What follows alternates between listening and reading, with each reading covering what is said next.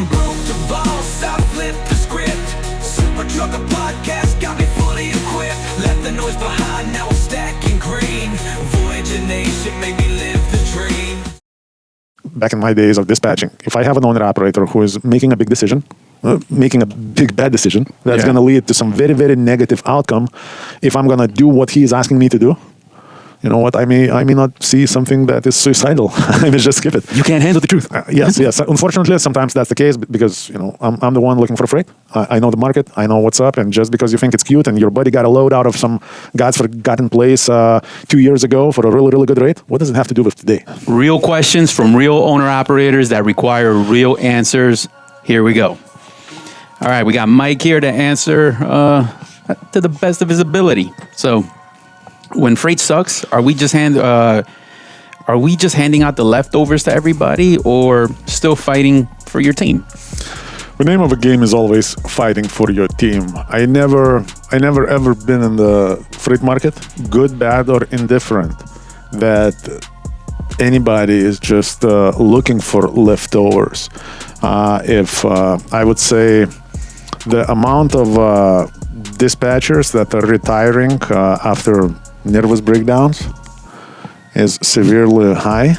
So it's a tough position. You're always looking for the best, and you're not necessarily always appreciated. And nobody's asking here for, you know, tap on the back or appreciation. However, you guys have no idea. Sometimes people that are looking for your load are doing a hell of a lot more than you would imagine. Yeah. So leads us to the next question. Do your dispatchers reward the drivers who hustle, or just the ones that complain and squeak the loudest? Well, this is the politics of the company in general. There is a big risk of some really strong owner operator who is just professional and quiet, who wants to trust the dispatcher or the carrier to do the right thing. And I've seen in my time in trucking office, I've seen quite a few situations where, you know, things got missed just because the owner operator was quiet, not as squeaky as some crazy dude, and sometimes he got forgotten. However, that's a management failure. And we do fight here against that all the time. So that's absolutely no-go for any business. It is important because we promote the ideology that, listen, trust the process, work with me, let me do my thing to make the most money. And that's the name of the game. And now if somebody does that and gets a beat down for it, that's just not cool. So that's always in the process, but yeah. You know, a major concern for guys looking to enter the spot market is, you know, really understanding if the carrier is being honest with what's on the load board, or are you filtering the truth? I think it depends. No BS, man. That depends. It depends who you're talking to, because being honest is the number one position. This is where, by default, this is where it starts. However, obviously, it's up to every dispatcher.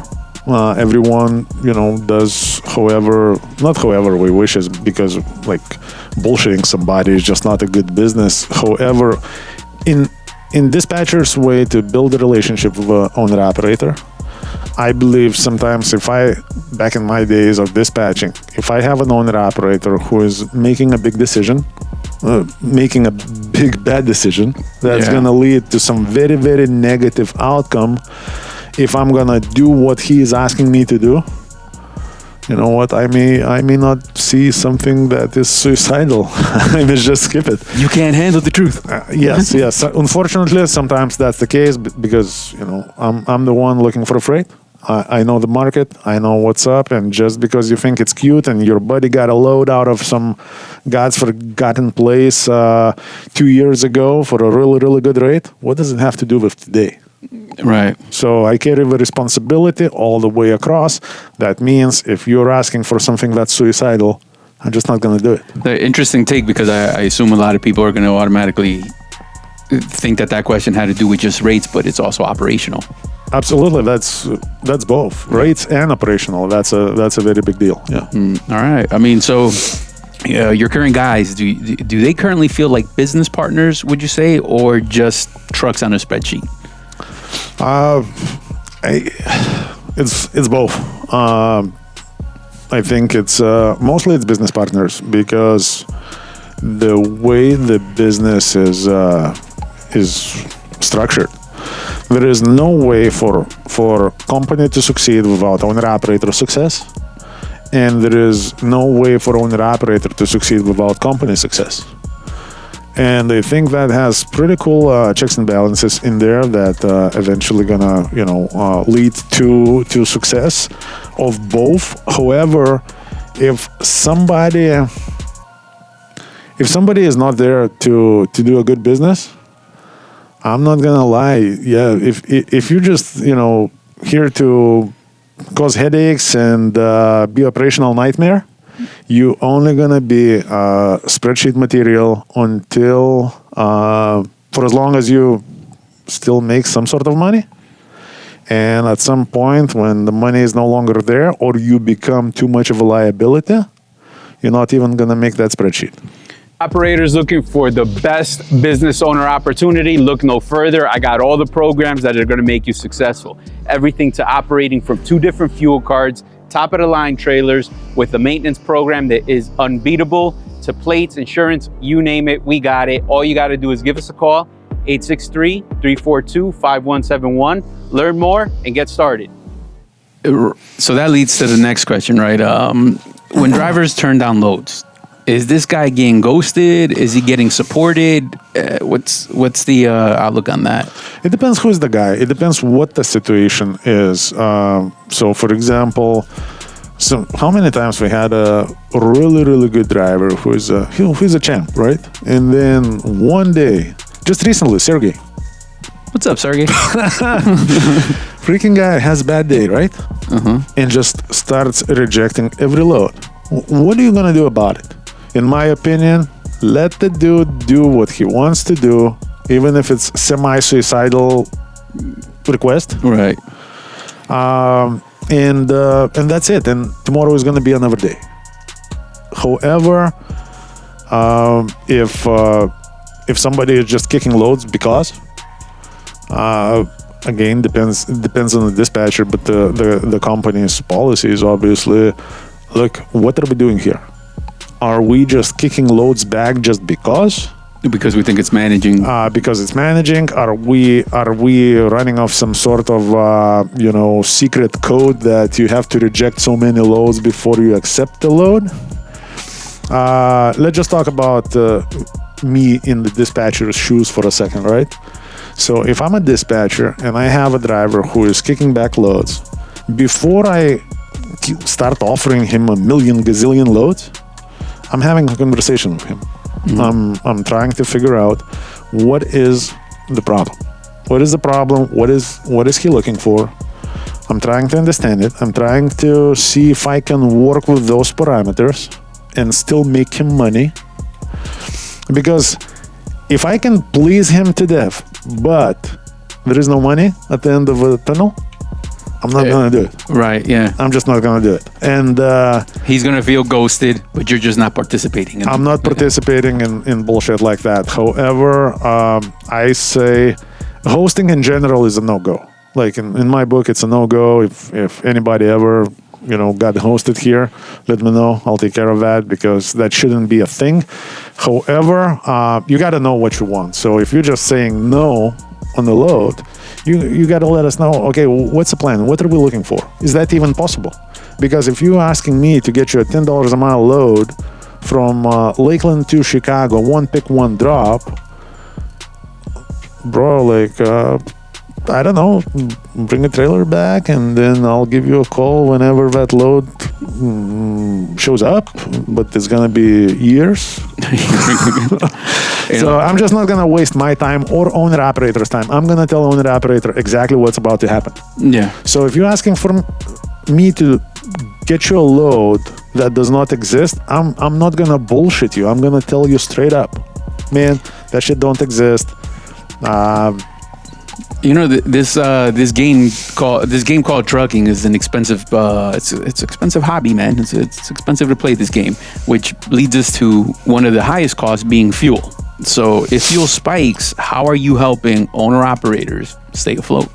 Well, again, this is not like per case basis, right? It's not like if the fuel spikes up by 10 cents today, all of a sudden, like I'm doing something magical about it. No, it's just standard business procedure. We are always looking for fuel programs to benefit our owner operators. And it's always in the works, regardless if the fuel is going up or if the fuel is going down. It doesn't matter. Right. We're always looking for the best programs to benefit owner operators. And also, every time the fuel spikes, the dispatchers have a lot more negotiations to do. Like we push harder. Is that always possible? If the fuel went up by $1, can you get $1 more per mile? I wish, but We all do. Yeah, but that's not the case, because at the end of the day, let's just throw the feelings to the side a little bit and apply some math. So let's just say if you're running with a terrible fuel economy, 5 miles per gallon. I picked that number just for easy calculation. $1 a mile, it's gonna take care of what is it? $1 a mile is gonna cover a lot more than $1 per gallon. So $1 per gallon is going to be covered by 20 extra cents per mile. That's all it is. So here you go. So being that dispatcher has to negotiate that fuel and how important they are to the role, how are you training them to maximize truck revenue? The same thought process you just had about that, or just move freight? What's the training for a dispatcher? Well, first of all, common sense. That's a number one requirement there. Training for dispatcher, I don't know what that even is. How do you train common sense? How do you train common sense? Like, first of all, the money is money. It's actually pretty simple. So obviously you need to get as many miles as possible with as much per mile as possible. That's the formula. And no headaches. So keep it simple and keep it profitable. That is the name of the game. Everything else is just the background noise. Oh, yeah. So based on that formula, are your guys making more than company drivers, or did that gap vanish in 23? Depends. I've seen owner operators not making any money at all. It doesn't matter, 23, 21, 2016, 2010, don't matter. If you're gonna start damaging your business, it doesn't matter like what time it is, you're gonna be losing money, because owner-operator trucking is business. And if you start doing everything you can to damage your business, it's gonna be damaged. Yeah. It's going to have negative balance because even, let's just say you have a truck, right? And a lot of times owner operator thinks that if I'm not going to run, at least I'm not going to lose money. No, just you being owner operator and having a truck is costing you money. Yeah. And that's my opinion about it. So planning is everything right there. You have to have that plan, work the plan. Yeah, and planning, you put 2 and 2 together, and at the end of the day, it has to be worth it. Yeah, and so again, regardless of the market, you can make it worth it in any market. So talking about planning, do you have a real 2-year plan for these guys? Or is it just like, man, I hope to stick it out and... Prayer. Here we go, guys. No, prayer is good. Prayer is good. It's actually awesome. However... real 2-year plan, there is always a plan. It just who is listening? Does anybody listening? Does anybody want that plan? Does anybody care about that plan? Anybody willing to adjust, calculate? Yes, I can just tell you my experience on every aspect of this industry, from a driver, owner operator, running business and so on. Sometimes in trucking, you have to push forward simply on a cash flow. Sometimes that happens. That's not very, very good business, but it's hell of a lot better than a bankruptcy. It's hell of a lot better than damaging your finances, your reputation, and your business altogether. Yeah, that's what's up. Here we go, guys. So sometimes you make money, sometimes you make less money, and sometimes, like on the darkest days in trucking, I've seen to where you work just to slow down the depletion of money. Yeah, and you know what's crazy? That's guys, for all the business guys out there, that's not just trucking. That's going to be across the board. That's called being a business owner. That's just It is, but that's exactly what we're talking about. Yeah. Owner, operator, business owner. business owner. That's all it is. All right, guys, stay tuned for the next. Take care. Holy crap, is this real? $4,000 a week in this market, guys? This is not a joke.